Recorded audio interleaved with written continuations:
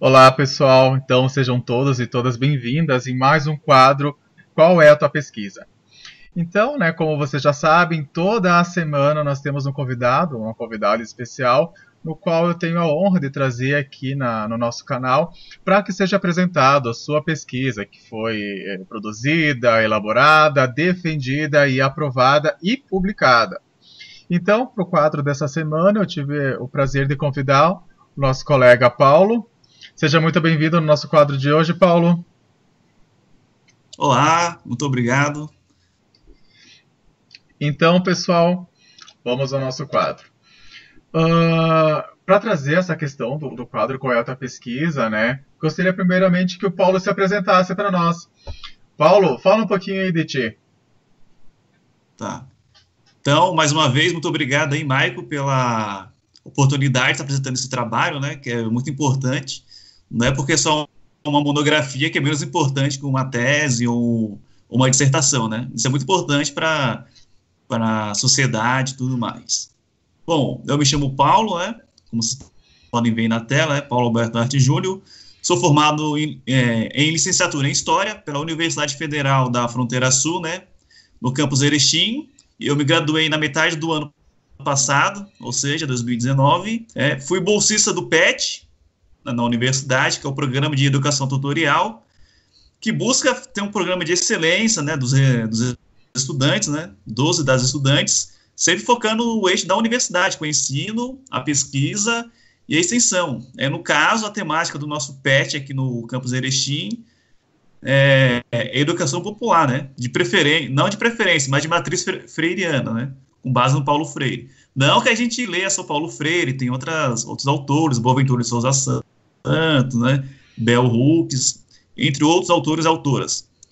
Aí eu fui voluntário, fui bolsista de 2015 a 2019 pelo PET e pelo Laboratório de Documentação e História Oral, também aqui do campus. Fui bolsista voluntário nesse caso, né? De 2017 até 2018. Então, digamos que eu tenho um bom leque de vivência aí na universidade, de viagens, de trabalhos, publicações, de livros e várias coisas muito interessantes que é o mundo da academia.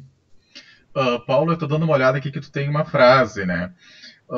Tu poderia comentar um pouco para nós a respeito da importância que essa frase tem para ti?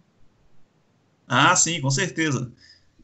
Essa frase aqui é do TCC, no caso, né, que me chamou muita atenção também, e também durante a banca, foi destacar essa questão, né, que numa perspectiva realmente progressista, democrática e não autoritária, não se muda a cara da escola por portaria, né? O que isso quer dizer? Que se você tem algumas ideias de concepções, por exemplo, do Paulo Freire, ele não quis impor essas ideias nas escolas. Isso serve para qualquer gestão, qualquer pessoa. Ou seja, uma das coisas que essa frase quer dizer é que, além das ideias, de não se impor, tem a questão de você ensinar na prática também, né? Ou seja, não basta só a ideia, mas tem que, digamos, ir praticando. E aos poucos. Ou seja, o caminho se faz caminhando. Eu acho essa frase muito, muito pertinente. Tanto para a escola, na época lá da gestão Paulo Freire, como para a própria UFES, né, que é a Universidade Federal aqui da Fronteira Sul, né, que tem a questão da educação popular como base, que não foi imposta, ela está sempre em disputa, né? Ou seja, uma disputa é um campo democrático, então por isso ela não pode ser uma ideia imposta, né? Não pode ser autoritária. É uma frase muito boa, ela é de caráter atemporal, né? Então ela não se perde no tempo e é muito a cara de Paulo Freire, né? Realmente. Então vamos lá para a tua pesquisa, Paulo.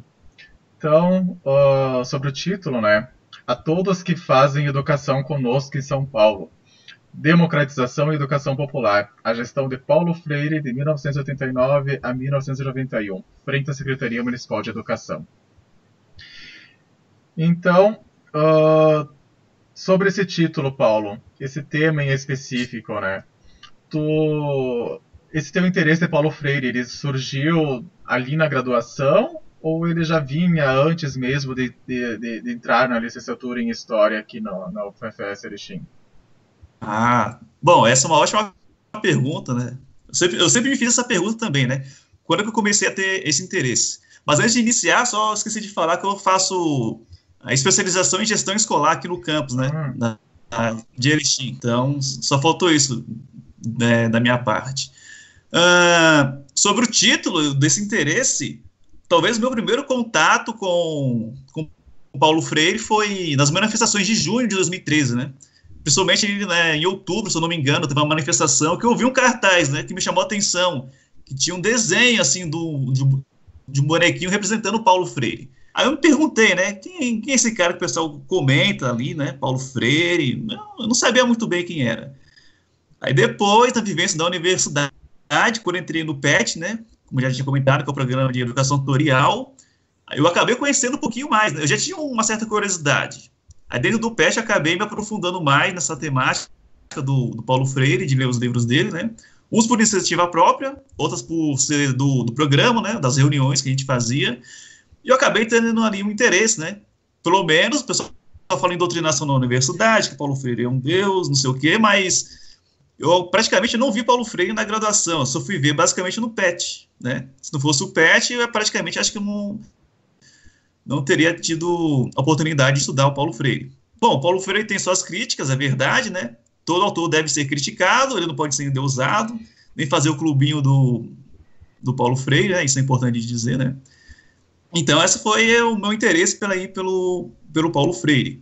E essa pesquisa, né, a todos que fazem educação conosco em São Paulo, né, tá entre aspas, porque é o título de um dos documentos da gestão, né, que tem esse título, né, e democratização e educação popular, porque foi a tentativa da gestão ali do Paulo Freire, né, de fazer, então, a democratização e educação popular.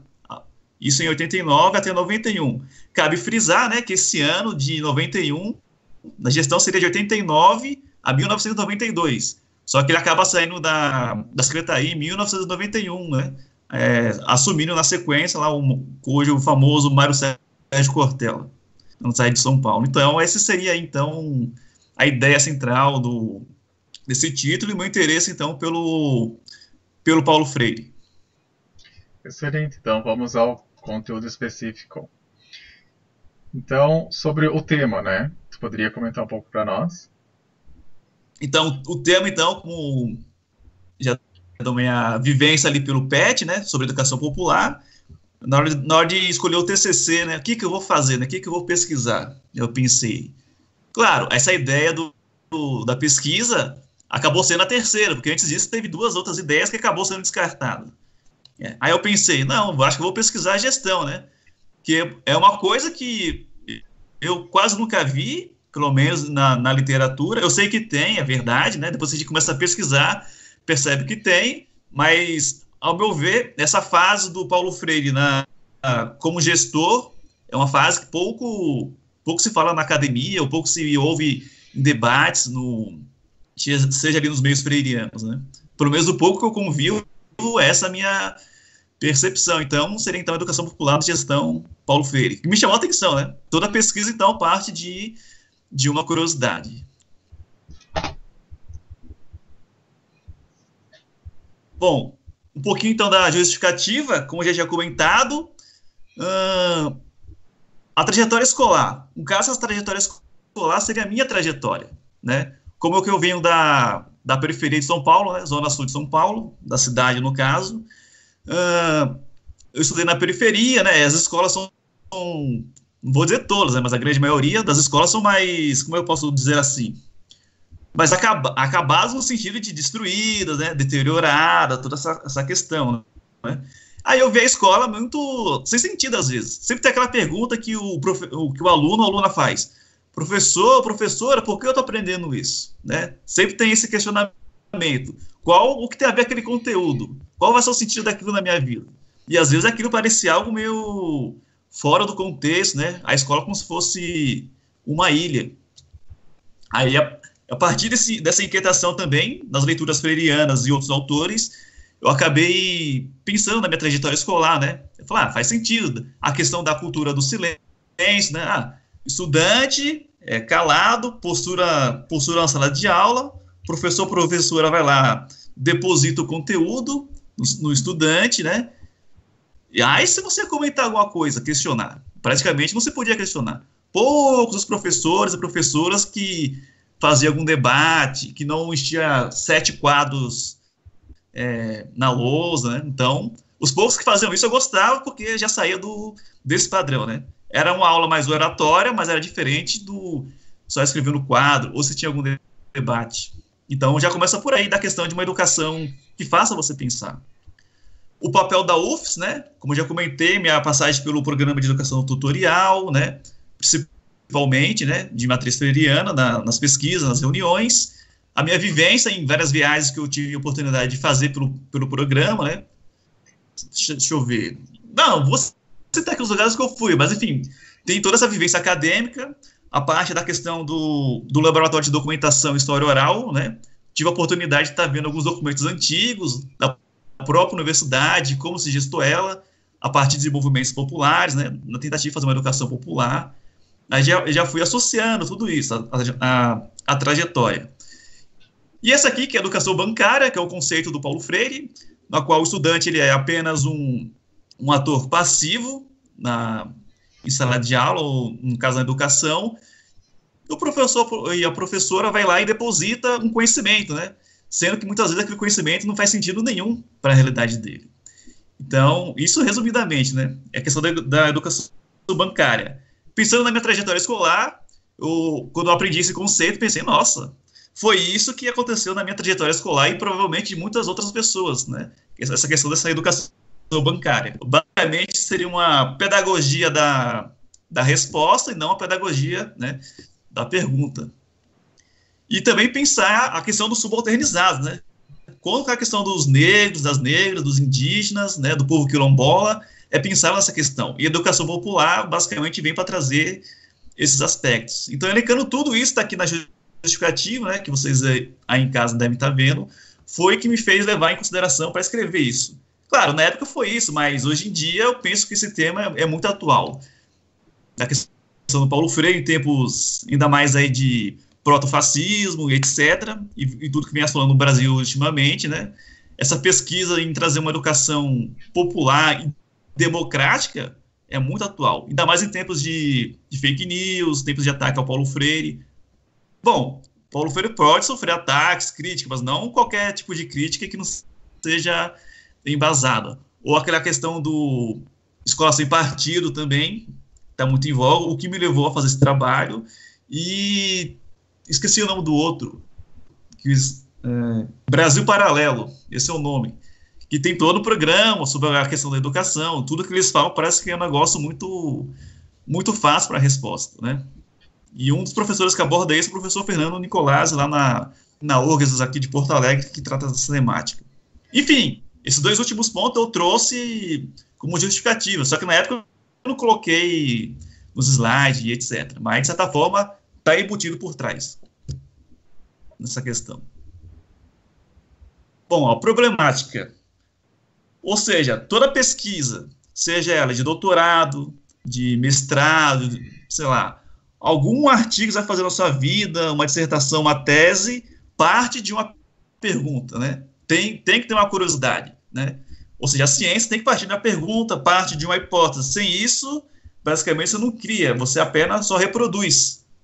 Então, essa questão da pergunta é importantíssima para poder guiar, então, o nosso trabalho. Que seria, ou seja, qual é a pergunta que guia o meu trabalho? A pergunta é, como as ideias de Paulo Freire se apresentam à frente da Secretaria Municipal de Educação? Essa pergunta, então, que eu vou tentar responder durante a minha monografia e apresentar aqui para vocês. Bom, alguns objetivos do meu trabalho, ele está em torno de umas 55 páginas, se não me engano, né, do TCC, está dividido em 2 capítulos, e alguns subcapítulos. Cada capítulo tem em torno de 3 subcapítulos e o segundo tem 4. Então, um desses objetivos é mostrar o que é educação popular. Todo mundo, na própria aqui na UFFS, a gente fala sobre educação popular, o que seria isso? Né? Educação popular, educação para os pobres, é uma educação de pouco valor, é uma educação, sei lá, diferenciada. O que é educação popular? Então, eu tentei explicar que seria essa educação popular? Partindo, então, do conceito de popular, né? O que seria esse popular, basicamente? Então, eu vou trazer ali um elemento de autores, autoras, para tentar explicar o que é esse popular. O popular é o mais famoso, né? Por exemplo, música popular brasileira, ou essa pessoa, esse fulano de tal é muito popular, né? Mas aqui o popular, no caso da educação popular, é mais no sentido daquelas pessoas subalternizadas, daquelas pessoas oprimidas, né? Pensando assim mais sucintamente, seria o indígena, o negro, o quilombola, o ribeirinho, o seringueiro, seriam essas pessoas os populares, né? Então eu faço todo um panorama do que é esse popular e na sequência eu faço um panorama da América Latina, né? Ou seja, para pensar que esse conceito de educação popular que emerge ali nos anos 50, final dos 50 e principalmente início dos anos 60, ele não nasceu do nada. Existia todo um circuito na América Latina, né? Desde o século XIX, século XX, que já emergia algumas ideias de educação. Aí eu vou trazer alguns autores, né? José Martí, José Sarmiento, por exemplo, né? De algumas concepções de educação. E cada um vai pensar ali na sua educação, né? E talvez um dos grandes mártires, essa palavra, né, que posso utilizar aqui, da concepção de educação popular, é o José Martí, né? Ele vai trazer muito essa questão de pensar o saber a partir do concreto, da realidade dessa pessoa, e a partir disso desenvolver a sua educação, né? Ou pensando com Franz Fanon também, daquela questão dos condenados à terra. Fazer uma educação a partir do colonizado, não do colonizador. Não basta só você ter a independência do país, mas precisa libertar a sua mente, o seu corpo, né? A partir dos subalternos, fazer essa educação. Isso é muito interessante. Então, eu faço todo esse panorama então, da América Latina, para contextualizar, trazendo então para o panorama da educação popular no Brasil.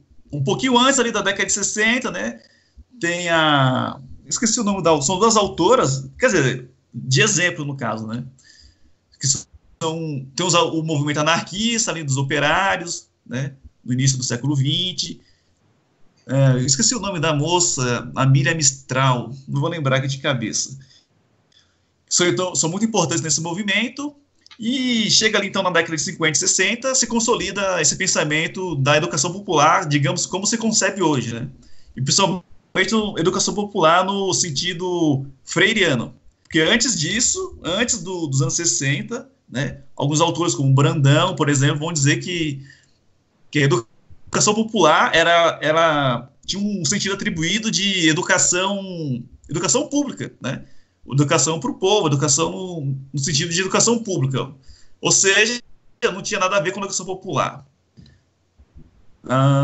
50, 60. Lembrando que esse período também é um período de industrialização do país, né? Tem todo o movimento de tentar criar um nacionalismo, né? Mas mais a questão da industrialização. E, de certa forma, precisa de pessoas para trabalhar minimamente instruídas, né?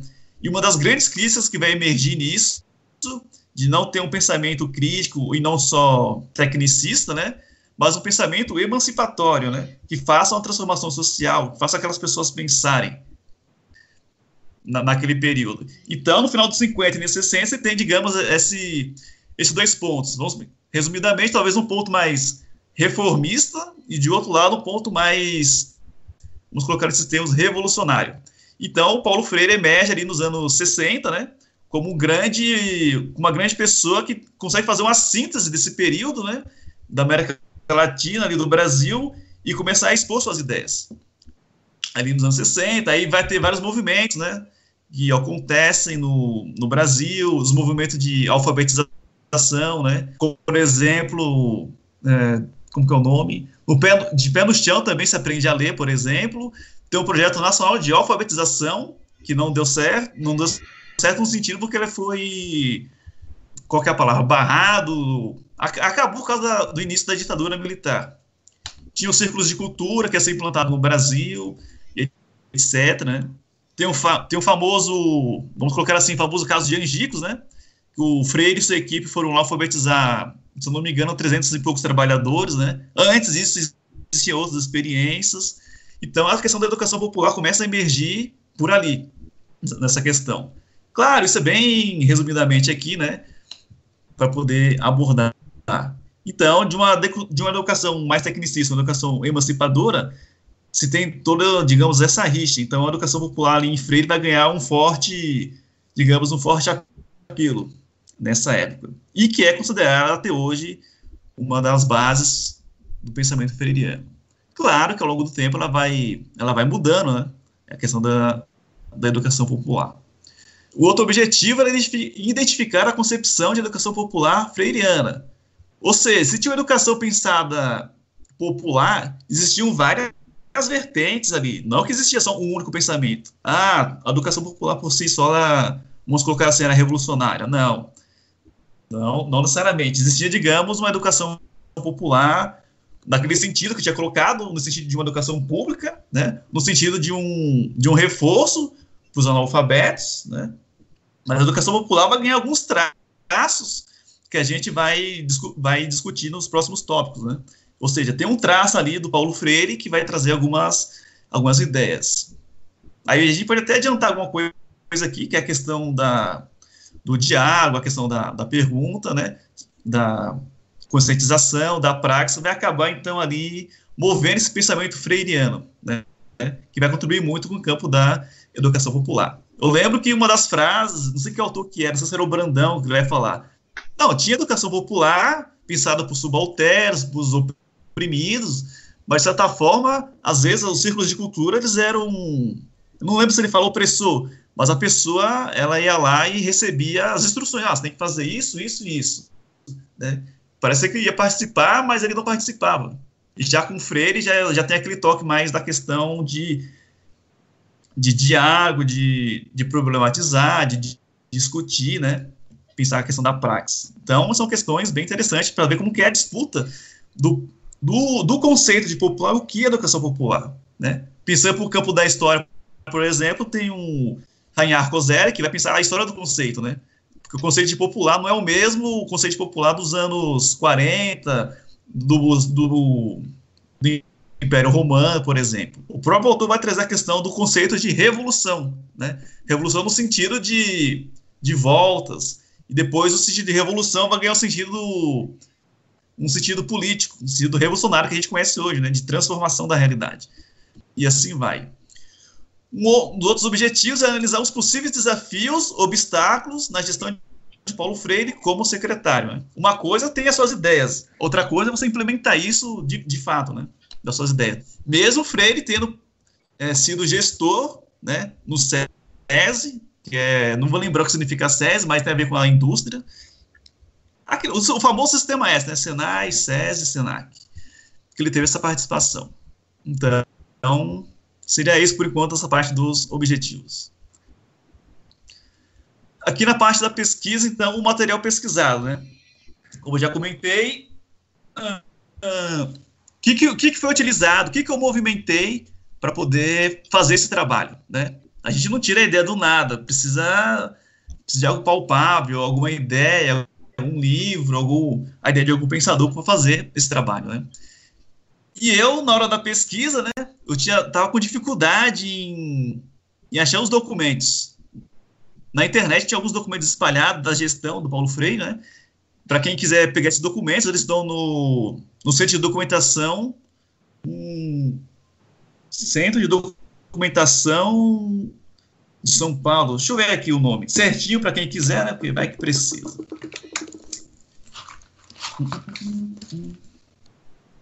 Qualquer coisa, Paulo, depois você me passa e eu deixo na descrição do vídeo também, não tem problema. Okay. Tá. É o setor de memória técnica, né, documentado da Secretaria Municipal de São Paulo. Aí lá vocês podem estar pegando o documento e, claro, sem fazer uma solicitação para pegar a documentação, né, e tá utilizando esse documento, né. E a partir disso, você consegue fazer várias suas pesquisas, etc.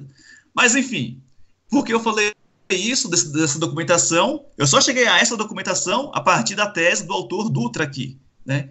O Dutra, ele faz um estudo do período do Paulo Freire, em São Paulo também. Ele usa a análise documental que eu usei, e além de outras documentações, né, do período, só que ele não fica só nos documentos oficiais. ele faz o trabalho dele com base na história oral também. Então, ele faz entrevista com as professoras da época, né, da sua gestão, antes e durante a gestão. Então, ele faz uma entrevista lá, como é que foi o período, como é que era, como é que fazia, o pessoal gostava do Freire, como é que era. Então, é uma tese muito boa de ser lida, né? Foi através dessa tese, então, que eu consegui pegar essa documentação.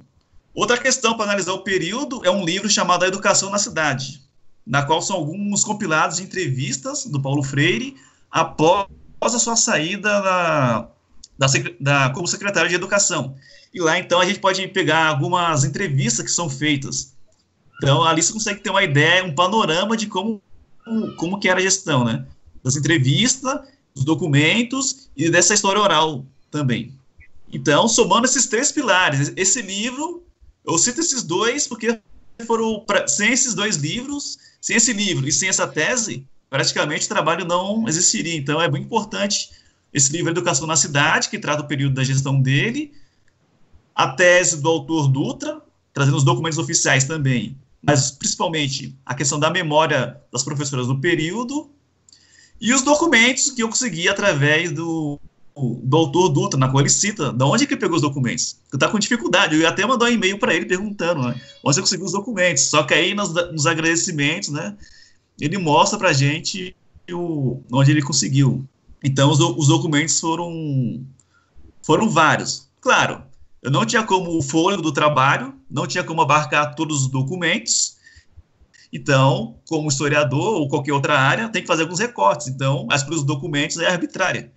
Eu escolhi os documentos que eu achei essenciais, centrais ali na pesquisa, que são basicamente documentos de síntese, né, que pega a questão digamos, do eixo-chave ali do projeto que o Freire queria implantar na sua gestão. Claro, faltou documentos, é muita coisa, mas, enfim, esses foram basicamente os documentos utilizados. Claro, teve artigos, teve outros livros que eu utilizei do próprio autor, e etc. Mas esses são os principais. Então, alguns conceitos movidos, né, aqui na questão do trabalho, foi o conceito de educação popular, né? O conceito de educação popular freiriana. Ou seja, o que ele traz nesses conceitos de educação popular freiriana? Tem um livrinho chamado Educação Popular na Perspectiva Freiriana, que foi um dos livros também que eu utilizei para dar uma luz, para dar uma ajudada, né? Além dos livros do próprio autor, outros comentadores da obra dele. Então, esse conceito de educação popular freiriana, ele é muito interessante, porque vai trazer alguns aspectos, como eu já citei.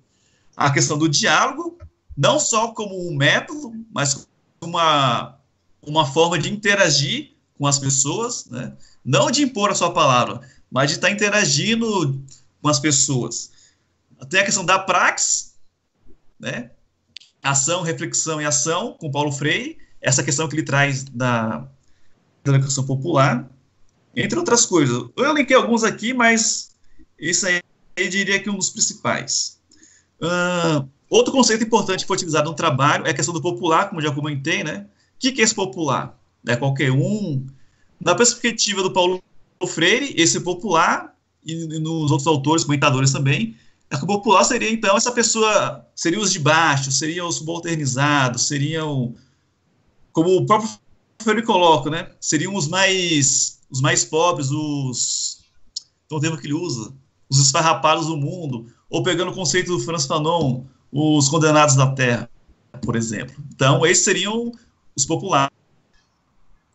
E outro conceito-chave é o conceito, então, do diálogo. Então, vamos pensar aqui, o conceito de educação popular, o conceito de popular e o conceito de diálogo, esse eu considero os 3 conceitos principais que guiam o meu trabalho, né? Então, a questão do diálogo ali, ela é fundamental. No caso, esse diálogo no conceito freiriano de diálogo. Além de um pressuposto metodológico, ele também é uma ferramenta que se percebe em toda a vida e obra do Paulo Freire. Então, o diálogo se percebe que, como veremos a seguir na questão da documentação e etc., vai ver que um desses traços é a questão do diálogo. Perpassa não só a questão da Secretaria de Educação, como sua vida e obra, né, embutido. Então, considero esses três conceitos primordiais para poder entender o trabalho, né, não só o trabalho, mas também a questão da vida do Paulo Freire e sua gestão, né. Bom, isso partindo do que eu pesquisei, então, esses três conceitos são basilares. Existem outros, mas eu escolhi esses três porque são fundamentais. Aí pensando, então, alguns resultados. Mas antes de chegar nos resultados, né, cara, os resultados meio que embutido aqui, já pensando na minha estrutura da cabeça, o capítulo 2 desse trabalho. Já que no capítulo 1 eu faço mais uma sistematização, então, do que é o popular, o que é educação popular, o que é uma educação popular na perspectiva freiriana, né, e faço panorama também pela América Latina. Já no capítulo 2, então, é uma abordagem pegando ali, então, o início da gestão, em 1989, né, com o período da redemocratização, né, a questão do neoliberalismo, que vem surgindo com mais latência aqui no Brasil, né, e vou abordar os documentos oficiais, as memórias das professoras também, e algumas entrevistas do próprio Paulo Freire, utilizando os livros, para poder, então, estar traçando esse segundo capítulo. Isso é muito interessante porque, pensando na trajetória do Paulo Freire, ali nos anos 50 e 60, quando ele tenta fazer, então, uma educação popular de fato, o Paulo Freire e sua equipe e outras pessoas são barrados pela questão da ditadura militar. Então, o projeto está começando a emergir ali nos processos de alfabetização, círculos de cultura, né? Começou a ruir quando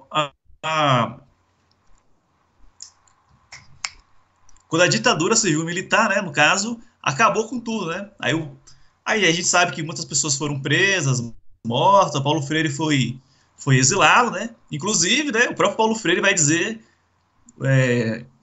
acho que no livro Educação na Cidade, né, tem uma frase lá que ele escreve, né? A Elza, no caso, que era a primeira esposa dele, vai falar mais ou menos assim: Freire, você devia agradecer o comandante, né, que é o presidente da República lá no Brasil, você devia mandar um telégrafo para ele agradecendo por ter te mandado para o exílio, né, porque lá você cresceu bastante e tem sua obra divulgada. Algo mais ou menos assim que ele escreve. Isso de fato acontece, né? Uns até dizem, né, provavelmente que talvez o Paulo Freire não seja tão reconhecido se ele ficasse só no Brasil, né?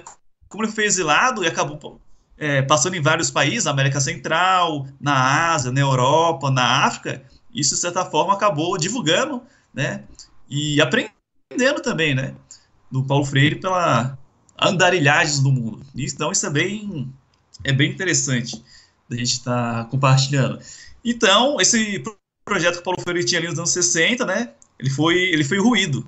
Ou seja, mas naquele período, no livro Educação como Prática da Liberdade, que ele vai escrever, talvez um dos poucos livros lidos, né? Geralmente as pessoas leem Pedagogia do Oprimido, Pedagogia da Autonomia, ou só leem Pedagogia da Esperança, mas essa Educação como Prática da Liberdade é importante para entender, né, como Paulo Freire começa ali a beber do marxismo, né, começa a beber do existencialismo também, né.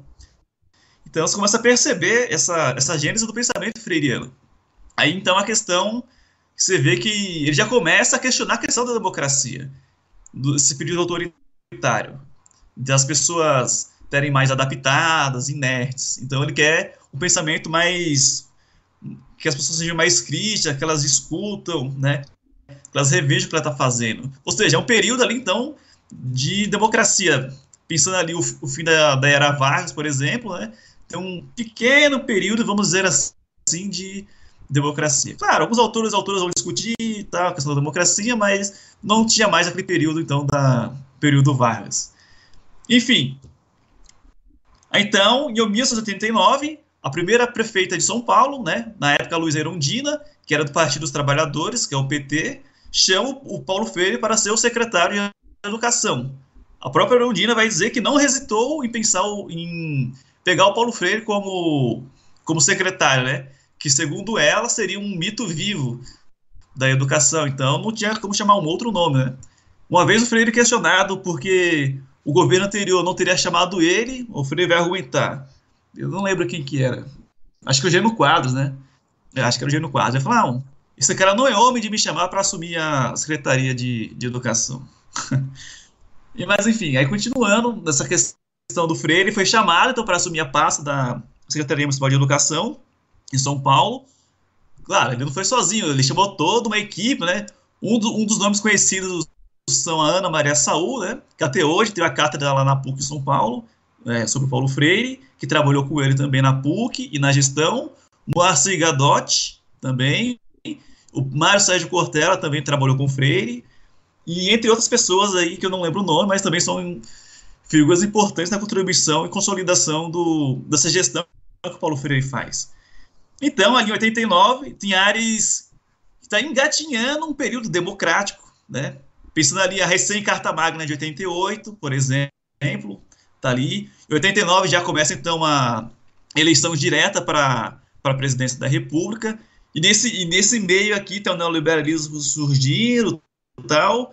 Tem aquelas teorias, digamos, não só reprodutivistas, né, que o pessoal fala ali, muito o livro do Bourdieu, ali nos anos 70, que influencia muito. E aqui no Brasil tem essa questão, então, pensar no currículo pós-crítico, um pensamento mais crítico, começa a emergir, né? Então, ali nos anos 90, o Freire tem essa oportunidade, então, de estar assumindo a gestão. E a partir disso, então, um dos marcos, então, é implantar uma educação pública e popular, né? Como fazer isso na maior cidade do país, em São Paulo, né? Então, esse é um dos grandes desafios que ele tentou fazer. De primeiro, ele não impôs, né? Aquela frase que eu li lá no início para você, que não se muda a cara da escola por decreto, por um ato do secretário. O Paulo Freire, o que ele vai fazer? Para a documentação, para as entrevistas, ele não queria usar, digamos, entre aspas, o método dele, né? Digamos que ele foi convencido, isso segundo Ana Maria Saúl dizendo, que ele deveria utilizar aquilo que ele escreveu, que ele estudou. Isso seria a oportunidade dele ter aquilo desenvolvido na prática, né? Como ele tanto almejava. Aí ele ficou meio assim, né, segundo ela, mas acabou aceitando a ideia. Aí, a partir disso, eles começam a trabalhar com temas geradores, né? Ou seja, parte ali, então, da realidade daquela pessoa, do cotidiano. Sei lá, a pessoa trabalhar na roça, vamos começar então com enxada, com tijolo, e a partir disso vamos começar a alfabetizar, começar a ensinar. Na cidade de São Paulo, então, utiliza o contexto da cidade de São Paulo, o contexto das periferias. E então essa educação pública e popular, o que é? É uma educação para todos, mas quem são esses todos? Ana Maria do Vale vai dizer que a educação popular para todo mundo já foi tentada, que é uma educação burguesa. Só que não acabou, digamos, dando certo. E até hoje parece que não deu muito certo. Mas, enfim, são outras questões. Mas essa educação popular, que o Paulo Freire vai colocar na sua gestão, é uma educação para todos, sim, sem desmerecer os mais favorecidos, como ele fala. Mas com enfoque maior, então, para os desfavorecidos, para os mais pobres. Já que, segundo ele, os oprimidos estão aí há mais de 500 anos sofrendo, né? Então, nada mais certo do que, então, dar mais atenção para os oprimidos. E isso que ele vai tentar fazer na sua gestão. Então, por isso, educação pública e popular. No sentido de pública mesmo, para todos e todas, e popular pensando, então, a camada dos mais pobres, dos mais desfavorecidos, né? Ou os esfarrapados. E o que se percebe, então, nessa gestão é a questão da democratização. Ou seja, já que ali nos anos 60 estava tendo a democratização e o negócio foi cortado, nos anos 90 ele tem a oportunidade de novo de fazer aqueles laços democráticos, porque já é o fim ali da ditadura militar. Então, o que me parece que então a questão da democratização não digamos um papel, mas um ponto importante a ser colocado na sua gestão, na questão da democratização. Então, pensando na democratização do quê? Dos espaços, não só da escola, como os espaços da Secretaria de Educação. Porque parecia que era tudo centralizado na mão de uma só pessoa e na qual mandava em tudo. Então a questão é de tentar democratizar, fazer com que o povo, com que esse popular, né, esse subalternizado, ele participe da escola. Ou seja, o Freire vai dizer que a educação pública e popular só vai ser de fato popular quando os populares assumirem as rédeas da escola. Nada de algo divino, uma receita de alguém falando, você tem que fazer isso e aquilo. Não. É professor, professora, aluno, aluna, é o merendeiro, é a merendeira, é o rapaz da segurança, todos completos na escola. Não só quem trabalha na escola, mas a comunidade em si. Né? Quais são os anseios daquela comunidade, né? O que dá para fazer? Então, outro ponto dos resultados aqui, né? Já compartilhando o capítulo 2 na minha cabeça e os resultados, tem os 3 pilares que todas as documentações que eu olhei vai tratar a questão da descentralização, a participação e a autonomia. Ou seja, vai descentralizar, então, tanto a secretaria, né, quanto a escola. Ou seja, não é só o diretor que manda ou só o secretário que manda. Vão se criar mecanismos de divulgação, de informação e de participação. Aí vai ter vários, por exemplo, os conselhos de classe, né? Por exemplo, são desses exemplos da participação. Que tem até um documento que a própria prefeitura lançou chamado Aceita o Conselho? Ou seja, e essas cartilhas que eles mandam são bem didáticas. Tem desenho, é como se fosse, digamos, entre aspas, um gibi. Bem explicativo, chamando a população para poder participar. Só nesse processo ele está descentralizando, está chamando a população para participar e está dando autonomia. Não que todo mundo é obrigado a participar. Né? A própria escola tinha autonomia de querer aderir ao projeto que a gestão Paulo Freire estava querendo traçar. Ninguém era, agora vocês vão fazer isso e aquilo. Não, ele não fazia isso. Tinha autonomia da escola, enfim, pregar pela participação desses meios. Os movimentos sociais, os movimentos populares foram convidados a participar da gestão. Então você vê que o Paulo Freire e a sua gestão tentam fazer essa articulação de chamar o povo para, de fato, tornar uma escola pública e popular. E algum dos pontos aqui, já elencando o 4º ponto, é a questão da democratização de acesso. O que é isso? Claro, tem várias coisas, mas uma das que me chamou a atenção, porque naquela época existia um déficit das vagas, tanto do infantil, do ensino médio, como fundamental, e da EJA também. Então, o que ele vai fazer é ampliar as vagas, né, de acesso à escola e de manutenção dessas escolas. Uma coisa que eu não disse aqui, que quando o Freire e a Erundina pegaram as escolas em São Paulo, as escolas estavam, segundo eles, destroçadas, né? Faltava carteira, faltava mesa, faltava giz, fossa de esgoto, não sei se é redundante, mas as fossas abertas, né? Fios descascados do lado de fora. Então foi essa a realidade que a gestão ali acabou enfrentando, né? Todo mundo na gestão anterior estava acostumado com pontes, com túneis, né? Grandes obras que as pessoas conseguem observar, conseguem ver. Só que na gestão ela priorizou o orçamento para focar na escola, né? E para então fazer esse processo de democratização. Não adianta pensar descentralização, participação, autonomia, educação pública e popular, sendo que você não tem ali um mínimo de humanidade, um mínimo de higiene para você manter os estudantes dentro da escola. Isso seria muito contraditório. Então, a primeira coisa que eles fazem é arrumar a estrutura das escolas. Ponto. E isso aqui pensando na questão da democratização do acesso, para poder trazer os estudantes para a escola. Não adianta trazer os estudantes se não tem estrutura, né? O segundo ponto é a gestão democrática, como deu o exemplo dos conselhos de escola, a questão do conselho de escola, democrático. Por que democrático? Porque antes os conselhos de escola, eles não eram deliberativos, eles eram consultivos e basicamente era uma fachada. Os pais, mães iam lá e a diretora falava, é isso, isso e isso, beleza, é isso que eu estou fazendo, e pronto, né?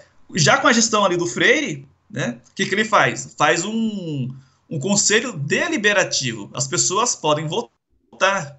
E não só o pai e a mãe, mas tinha lá um membro da comunidade, membro da secretaria, da escola. Então, tinha essa questão da democratização e participação. O outro ponto aqui é a nova qualidade do ensino. Essa nova qualidade do ensino vai trazer a questão da melhoria das escolas, aumento de salários para os professores, por exemplo, né? fazer a questão não de séries, mas fazer em ciclos a escola, né? Aí é uma coisa que, claro, eu não foquei muito nessa questão do ciclo, mas lembrando de cabeça, isso que seria a nova qualidade do ensino, né? Fazer formação permanente com os professores e etc. Tá. O ponto ali da gestão democrática, ele também incentivava os grêmios estudantis, né? Os movimentos estudantis. Não é só um protagonismo dos professores ou do pai e da mãe. Os estudantes também. O EJA, aqui no caso, Educação de Jovens e Adultos, né? Foi algo que o Paulo Freire também, já como lá nos anos 60, existia um programa com incentivo da Unesco para alfabetização, se eu não estou falando na memória aqui. Já nos anos 90, de novo, tem um pacto pela alfabetização das pessoas adultas. Então, novamente, o Paulo Freire está envolvido nisso, só que agora como secretário para alfabetizar essas pessoas, né, na sua gestão. Então, você vê como você percebe. Então, existe ali uma tentativa de democratização da gestão do Paulo Freire. Isso tem vários relatos, tanto dos documentos oficiais, como das memórias das professoras, né? E diretoras, no caso. Que vão falar, não, havia participação dos professores e tal, e etc. Da comunidade participava. Existiam dificuldades? Existiam. Porque muitos pais e mães trabalhavam, né? Existia uma certa dificuldade deles terem ali um incentivo para participar, para deliberar. Então, o que o Freire vai tentar fazer é uma cultura da participação, coisa que antigamente não tinha, né? E uma das professoras vai dizer, antes da gestão, a escola não parecia... me fugiu a palavra. Não parecia acolhedora, né? Agora, com a gestão do Paulo Freire, a escola é acolhedora, né? Então, não só os documentos oficiais, mas os relatos, né? E de outros professores também. Outra coisa que deu para perceber é que não houve autoritarismo, né? Pelo menos não consegui perceber nada na documentação, em livros ou relatos sobre essa parte, porque, de certa forma, o que acontecia é que você não era obrigado a participar. Tanto que o projeto Nova Qualidade no Ensino, que eu já comentado, que além de formação permanente, aumento de salário dos professores e professoras, existia... Não, deu um branco agora. Sem autoritarismo na gestão, existia lembrei. Por exemplo, a questão do currículo, né? O que vai ser ensinado? Essa não é a questão. Então, esse currículo, a proposta que a secretaria fez era um currículo interdisciplinar para a gestão. Ou seja, mas ninguém era obrigado a ter esse currículo interdisciplinar, né? E muitas professoras, né, e alguns professores vão relatar que uns viam como dificuldade, né, porque ninguém sabia o que era interdisciplinar. Outros não queriam fazer porque até uma professora vai dizer assim, né, o que tem a ver o inglês com matemática? Né? Não vou fazer isso. Então, existia ali uma dificuldade. Ou seja, não é para um ato, um decreto do secretário que vai mudar, né? Mas, enfim, tá lá no decreto? Tá. Você é obrigado a fazer? Não. Mas você faz. Enfim, aí o Freire escolheu, junto com essa gestão, 10 escolas que queriam participar. Não é que ele escolheu 10 escolas. Ele falou, eu quero 10 escolas que queiram participar desse projeto. Aí ele começou com 10 escolas. Então, vamos ver se vai funcionar essa questão da interdisciplinaridade. E assim foi. Projetos de informática, por exemplo. Na época, né, quem é que tinha um computador, por exemplo? Então, ele vai lançar lá esqueci o nome do projeto. Acho que é Projeto Gênesis o nome. Vai já que os mais favorecidos têm acesso ao computador, então vamos fazer com que as crianças populares tenham acesso a esses computadores. Então, é uma gestão que não é autoritária de cima para baixo. Ele vai pregar essa questão na gestão de participação e de escolha. Como a gente já comentado, por exemplo, a participação, então, dos movimentos populares, que se percebe na gestão. Eu não vi muitos relatos, pelo menos na questão da história oral, né, nessa tese do autor Dutra, né, da USP, eu não achei isso, mas pelos documentos oficiais existia a participação dos movimentos populares. Por exemplo, a questão da alfabetização, tinha um trecho que dizia mais ou menos assim no documento, né? O movimento popular vem com local, né, para poder trabalhar, e a prefeitura vem com financiamento e com um recurso para que haja essa questão da alfabetização, né? Porque existia toda uma demanda por espaço e escola, né? Então, a prefeitura não conseguia, mesmo reformando e construindo novas escolas, né, não conseguia dar conta de tudo isso. Então, a questão dos movimentos sociais foi importante. E talvez uma das lacunas, assim, claro, não me aprofundei muito, mas acho que eu vou tentar me aprofundar no mestrado, se tudo der certo, é a questão do currículo, da gestão. Como é que foi feito isso, né? Essa questão do currículo, pensando em temas geradores. Ou pensar, então, a participação dos movimentos sociais. É uma das lacunas que podem ser, né, talvez preenchidas. Quem quiser ler meu trabalho, seria interessante, ele está bem interessante de ser lido, assim, e etc.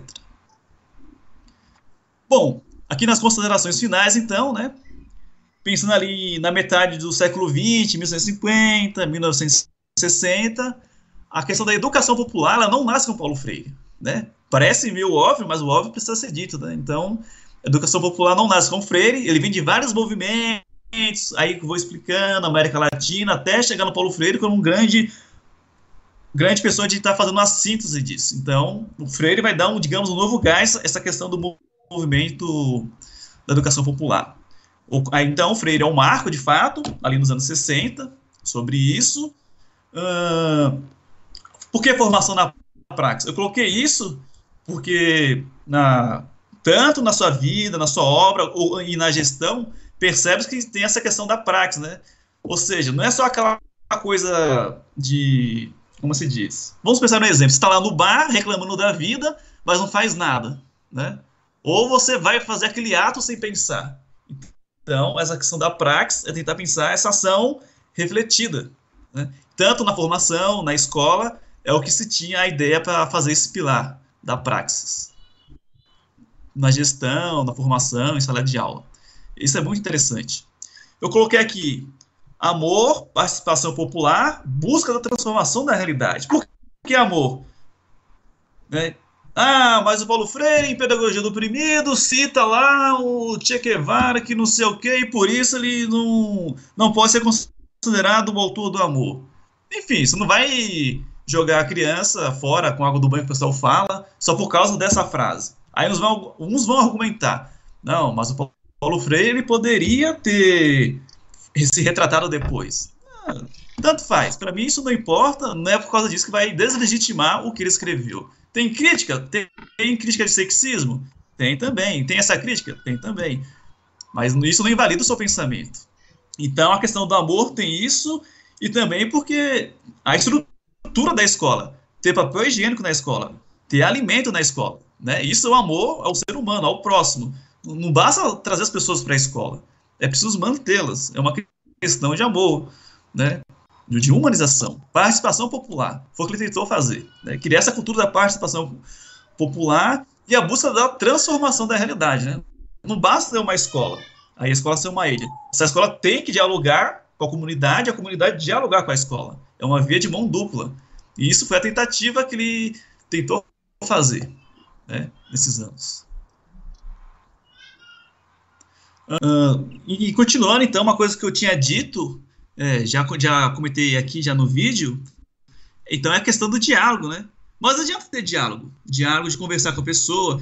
O diálogo pode ser uma conversa simples, pode, mas além disso, é uma conversa compromissada, ela tem uma intenção, ela tem uma metodologia, né? Tem uma forma de se fazer, né? Não é só um mero blá blá blá, como o Freire vai comentar. Então, o diálogo e a escuta, porque aqui, sem a escuta, né, não há diálogo. Então, a escuta é um meio fundamental. Assim como a Bell Hooks vai dizer, o Freire vai argumentar a questão da escuta, né? A escuta como um fator primordial para o diálogo. E isso se observa tanto nas suas obras, como nos documentos, como na sua gestão. E aqui deixar bem sucinto que o Freire não escreve todos os documentos, né? Às vezes quando fala de gestão Freire, parece que só ele fez sozinho. Mas existem várias pessoas, trabalhadores e trabalhadoras por trás, que fazem todo esse processo de sintetizar os documentos de uma forma que tenha alguns desenhos, de escrita fácil, de ali em torno de 60 páginas para ser enviado para as escolas, para ter um retorno. e assim fazer todo esse processo. É o que se fazia, né? Então tentavam fazer um documento mais enxuto, né? Mas que tenha ali uma densidade, né? Nessa documentação. Então o diálogo e escuta a gente percebe com marcas na gestão. E, claro, algum ali nas entrevistas vai se perceber que algumas professoras falavam, não, existia a questão do diálogo, né, na gestão. Alguns tinham, claro, como hoje as pessoas falavam que o Paulo Freire é comunista, que ele não sei o quê, naquela época também existia isso, né? Ah, porque o senhor era comunista, eu não aceito as ideias desse cara, é muito radical, ele quer que a gente, né, não se diz, dialogue com as crianças, quem já se viu, interdisciplinaridade, o que é isso?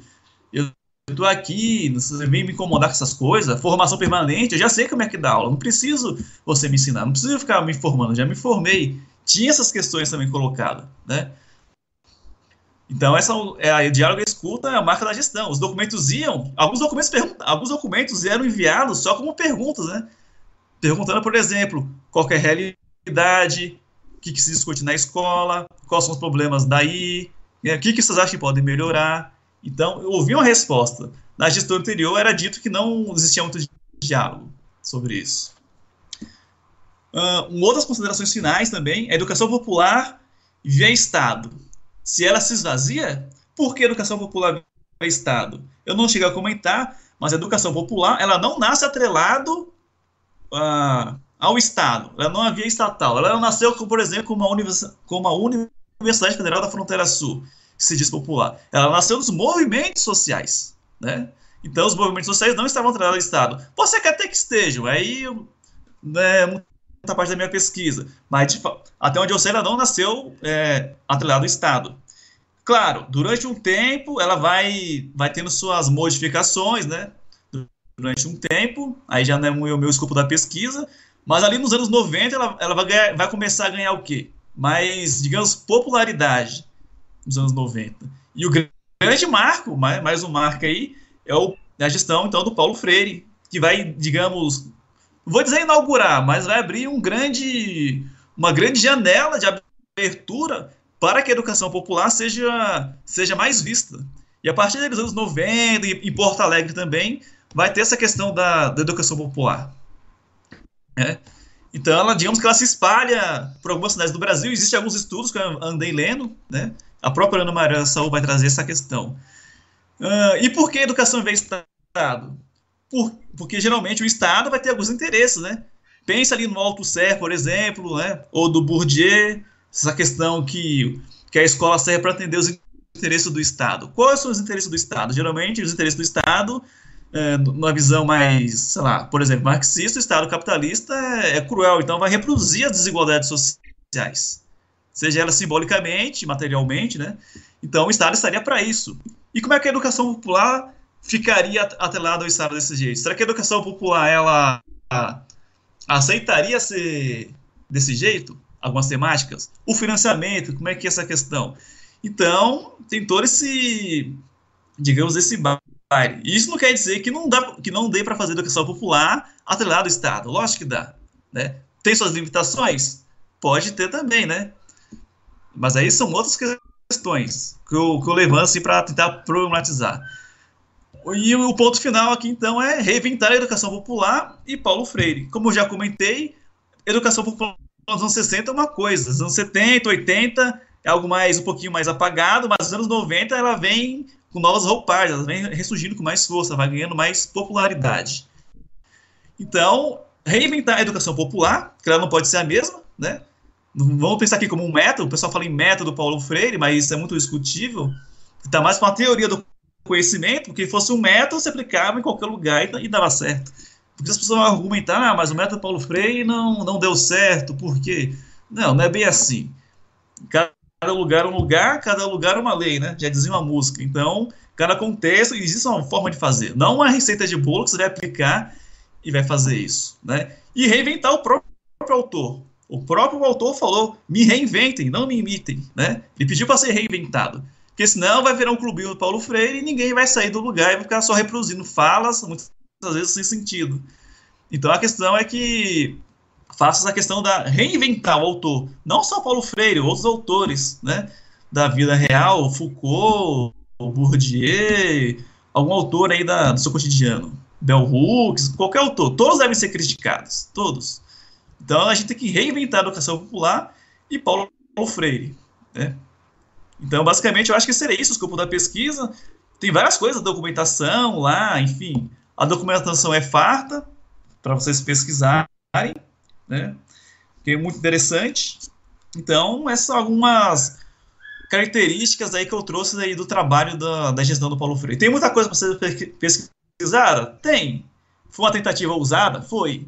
Ele está vou dizer que o Paulo Freire está coerente com o que aplicou, mas muitas das ideias dele foram aplicadas na gestão. E isso é bem interessante. Tem os desafios, teve os problemas, a questão da participação popular. Se efetivou? De certa forma, sim. Mas até que ponto?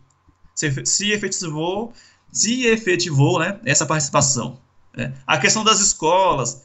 Ele conseguiu consertar as escolas? Conseguiu, mas até que ponto todas as escolas foram consertadas? Porque não havia dinheiro. A outra gestão gastou praticamente tudo.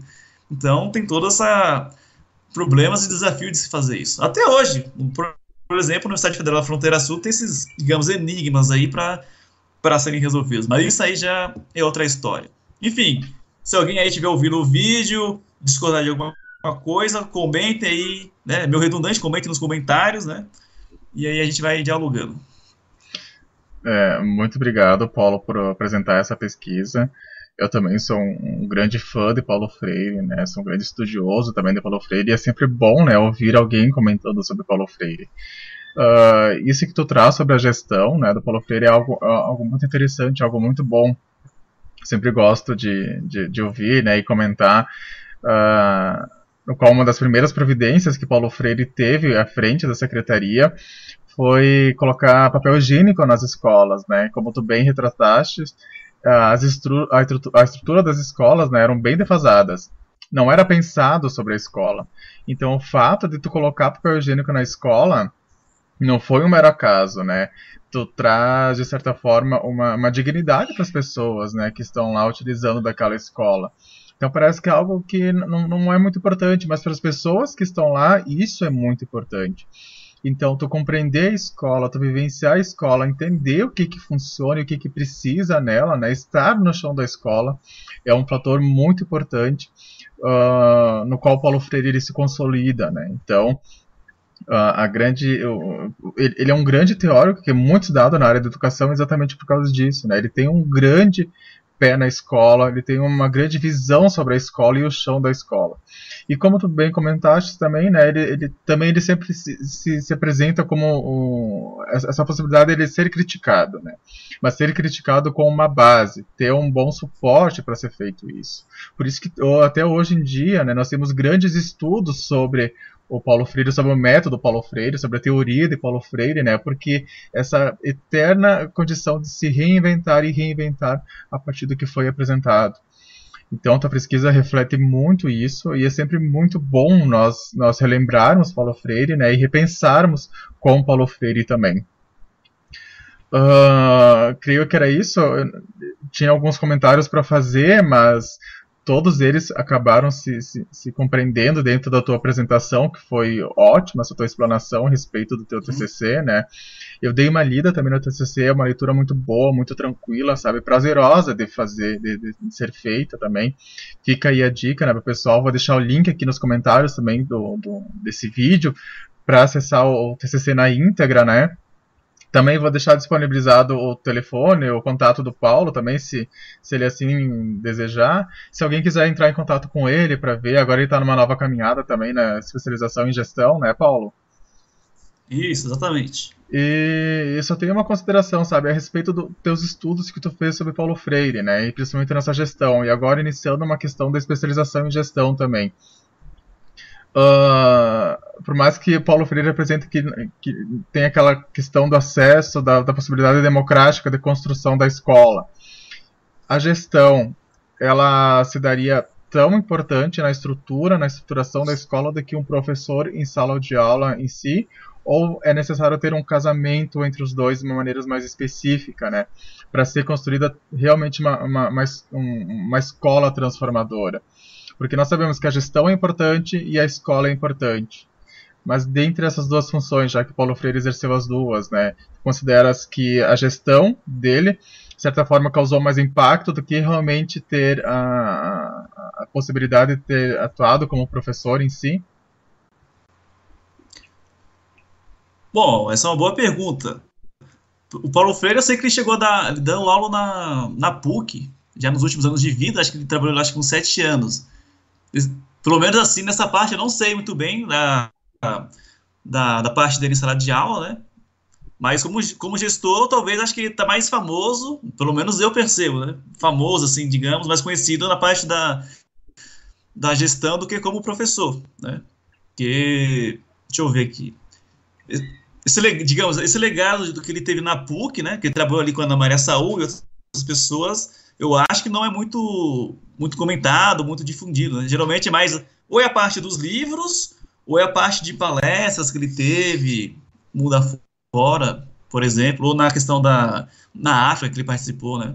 Então, acredito que, eu acho que a gestão tem um foco maior pelo menos assim, na percepção da vida dele do que como em sala de aula. Não que exista uma dicotomia, né? Mas quando dava, o Freire estava lá em sala de aula, literalmente, com os estudantes, não dando aula, claro, ele estava lá como secretário para ouvir. Se você tiver oportunidade, você vai ver alguns vídeos que ele tem tem no YouTube até. Ele lá dialogando com a criançada, ele respondendo e tal. É bem interessante. Beleza, então, quero agradecer novamente a tua presença aqui no nosso quadro, apresentando essa pesquisa, né, Paulo? E não sei se você quer fazer alguns comentários finais a respeito dessa apresentação. Bom, eu acho que então trabalho famoso bem bom, né, como dizem, de ser lido. Se as pessoas tiverem alguma dúvida aí, comentem. É um trabalho foi bem interessante, né? Eu espero aprofundar mais, tem muita documentação para fazer. E, enfim, leiam Freire, leiam outros autores, critiquem e tal, né? Não vamos endeusar também os autores, né? Ah, vamos perguntar se eu sou freiriano. Não, eu leio Freire, agora se eu sou freiriano já não sei, é outra história. Podemos questionar isso depois, né? Talvez eu possa ser taxado aí de comunista, sei lá, anarquista, mas isso é do jogo. A gente está aí para pensar o chão da escola.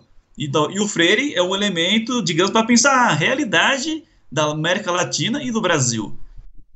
Claro, com isso a gente não vai excluir, por exemplo, Bourdieu, Michel Foucault, né, Bell Hooks, não vai deixar de lado a Angela Davis, por exemplo. São pessoas importantes, né? Só que o Freire ali ajuda a entender a realidade brasileira, né? Então isso é bem importante, tanto aí nos debates decoloniais, por exemplo. Isso é interessante. Então pensar a questão da periferia, eu acho de extrema importância a leitura dele, né, para poder estar compreendendo. E é isso aí, pessoas. Então acho que o meu trabalho, de certa forma, né, serve para dar um olhar mais para a periferia, para essa questão das pessoas mais pobres, né? Então esse trabalho foca nessa questão da gestão, né? Uma coisa é você olhar na periferia hoje, como é que é a gestão da sua escola aí, que está na sua casa aí, como é que é a gestão? É participativa, tem conselho estudantil, tem grêmio. Então o meu trabalho serve para dar um foco, como falar, ó, já teve essa experiência, o que a gente pode tirar disso para o nosso bairro, para a nossa escola? Então, trabalho importantíssimo. E mandar aí um salve então aí pro pessoal do Grajaú, né? São Paulo, pessoal aqui de Erechim e todo mundo aí que esteja me ouvindo. E é isso aí, pessoal. Força na luta, né? Fora Bolsonaro. Então, obrigado, pessoal. E obrigado, Paulo, novamente pela participação no nosso quadro. E como vocês já sabem, toda semana nós temos um quadro novo, né? Sobre a apresentação de uma pesquisa. Então, obrigado e até a próxima.